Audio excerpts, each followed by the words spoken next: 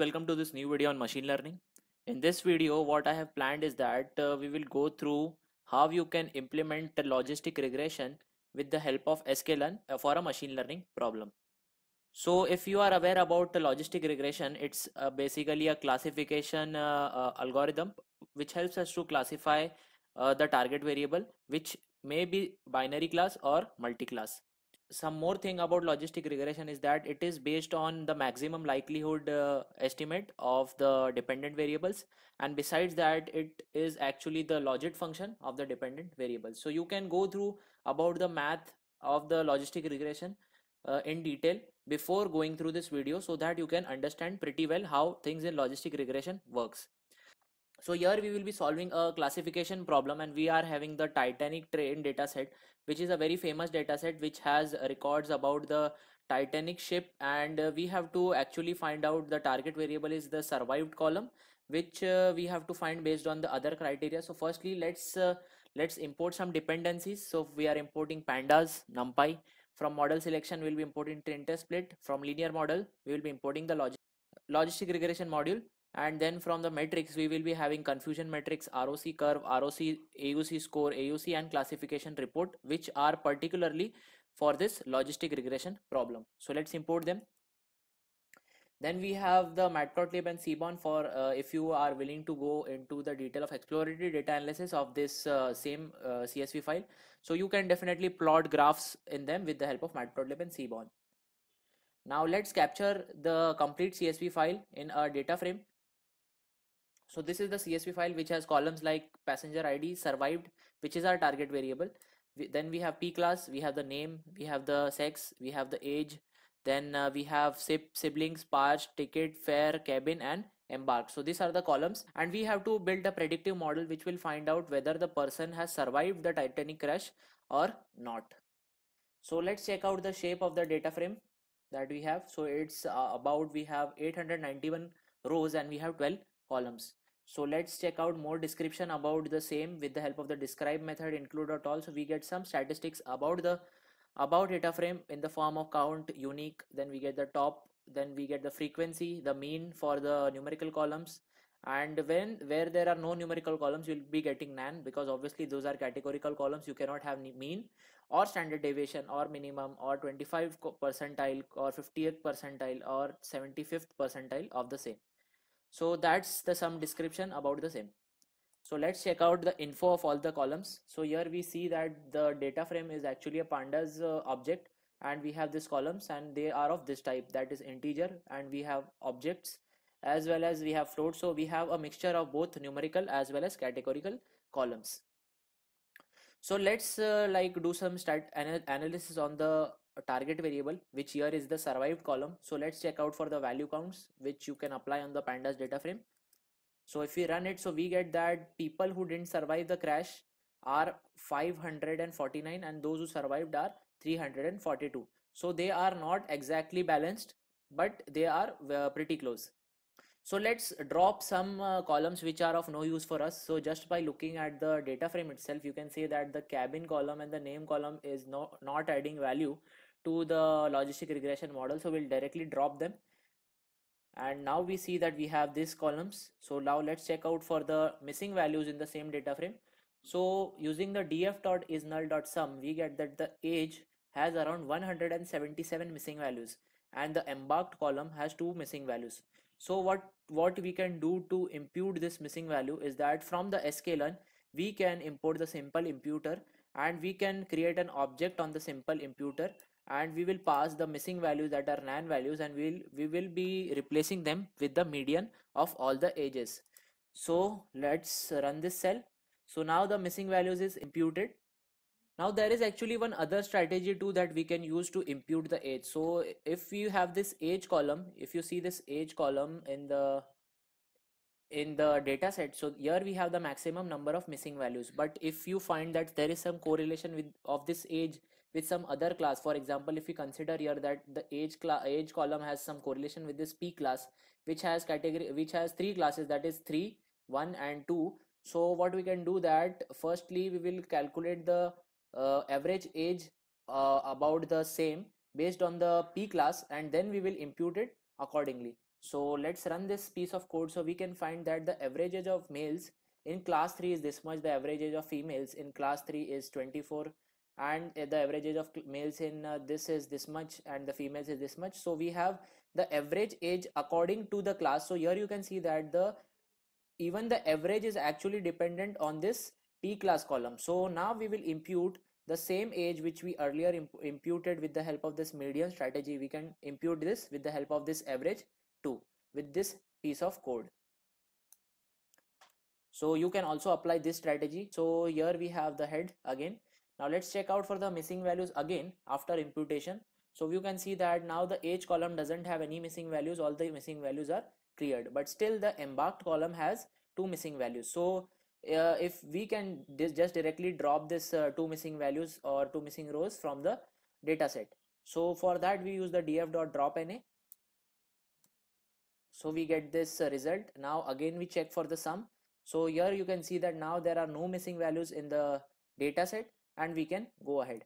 So let's check out for the data types again. So here we see that we have integers, we have objects, we have floats. So we have a mixture of numerical as well as categorical columns. So now what we'll do is that using the pandas get dummies method, we will be passing all the categorical columns. So here we have this categorical columns as p class is one categorical column, we have sex as another categorical column, we have embarked as another, and then what we do is that we concat all this together with the help of pd.concat method, and we pass the objects with the other data frames. So that's just one thing, and this drop first will actually drop the first column of the categorical column so that we don't have more number of columns actually for the dependent data set. Now you can see that all the categorical columns that we had in this data set are converted to numerical columns, and you can see them here at the end of the data set. They are concatenated to the data set. So let's just drop the categorical columns now because we don't need them. We have to make a model, machine learning model, and that won't be understanding any categorical columns. So we just drop them. So let's check out the clean data set. So this is our clean data set. As you can see here, there are no categorical columns, visible categorical columns to us. So we can use this data set to feed our machine learning model. So let's do some machine learning part from the sklearn now. So firstly we divide the dataset into 70-30 ratio. 70% part would be used for training part and 30% for testing. Besides that, we have the seed here which will produce the reproducible result. That means that every time you run the same piece of code you will be getting the same result if you have the same seed. So just by importing the train test split that we had imported earlier, we pass in the data set and then we divide the same thing into 70-30 ratio. So let's run this cell. So that's done. Now we just have to make the model from the sklearn. So we had earlier imported this logistic regression above. So we just build an object called as model. On that we make the logistic regression. We initialize the random state. Then we directly give that the class weight is actually balanced. So we'll check by assigning weights to individual classes also in the next iteration, but here we give it as balanced and the max iter is equal to 1000. So let's fit the training data set, that is X train and Y train, that we get from above here into this logistic regression model. So here we get that it is fitted. So now this model, on this same model, if you use this predict.proba on the X test, so you will get something. So let's check out what it is. So you actually get an array which actually gives us the probability of the class. So the first observation in the X test has the probability that it belongs to the class 0 around 0.29, and that it belongs to the class 1, that is the person has actually survived, is 0.7. So that means the probability that the person has survived is very much higher than the probability that the person has not survived. So if we set a threshold in the logistic regression model, so it will give us the output as that the person has survived. So this proba gives us the probability about the same. So let's just find the result. So this is the results on the X test that we get. That is the predicted result we get from the with the help of the model that we have just made. And now if you want some more details about the model, so we can get the classes, we can get the coefficient, we can also get the intercept. So these are the same. Now let's capture the predictions from the model that we had above in this pred1 variable. So those are captured. Now we have to we have a metric to calculate actually how much accurate the logistic regression model has performed. So that is called as confusion matrix. So in my previous videos I have already shown you about this confusion matrix, what this confusion matrix is. So this matrix is actually a performance calculating metric on the logistic regression, which will tell us that how accurate the model has performed in prediction. So here you can see that we get the true positives as 127 as well as the true negatives as 75. So let's check out for the confusion matrix if these labels are actually inversed. So now let's check for the score of the same with the help of model.score. We pass the X test and Y test, so we get that the model is around 75% accurate. Now we again built a logistic regression model. Here we assign the class weight, that is we are giving some weight assignment to this 0 class, we are giving it as 0.81, and to this 1 class we are giving it as this much weight. So let's check out that does the score actually improve upon assigning the weight or not.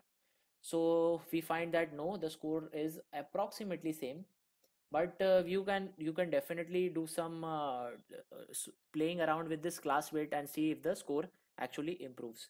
And this is the piece of code that you can write for getting the AUC RUC curve. So the ROC curve is actually a graph which you have which you get about the true positive rate of the logistic regression model uh, versus the false positive rate, and this graph is actually very important in deciding the threshold, whether the person has survived or whether the person hasn't survived. So that's basically decided based on this ROC curve. Also let's check out for the ROC score. So we have this matrix for specifically for the logistic regression, that is we have 81% on the ROC AUC score. And let's print out the last matrix. So we get the complete classification report on this logistic regression problem, which is a classification problem. So we get this matrix like precision, which is actually the confidence of 0 class being this much percent confidence. So we can confidently say that about 82% we are confident that the 0 class is actually 0, and we are 66% confident that the 1 is actually 1. Whereas the recall is the percentage of 0 being 0 and 1 being 1. And the F1 score is actually the harmonic mean of this precision and recall. And besides that, we also have this support matrix which can help us to judge our logistic regression model. So this is some basics that how you can do to perform logistic regression with the help of scikit-learn. There are a ton of other things too. We can definitely go and search around on Kaggle and other websites. One more thing that I wanted to tell you is that if you are applying for a machine learning role, so interviewers tend to ask a lot of questions around this logistic regression, because it basically helps them decide about your basics on machine learning.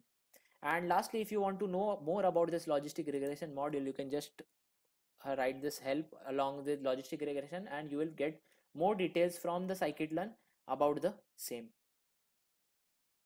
So I hope that you enjoyed this video and you had got like some basics about the logistic regression and how to perform the same on the dataset that you have. So definitely it depends on the dataset, and different dataset will be performing in different ways. So this was a very basic video on how to do the same with scikit-learn. Feel free to ask any questions if you have on this dataset. All things you have tried on the same dataset to get better results. See you next time.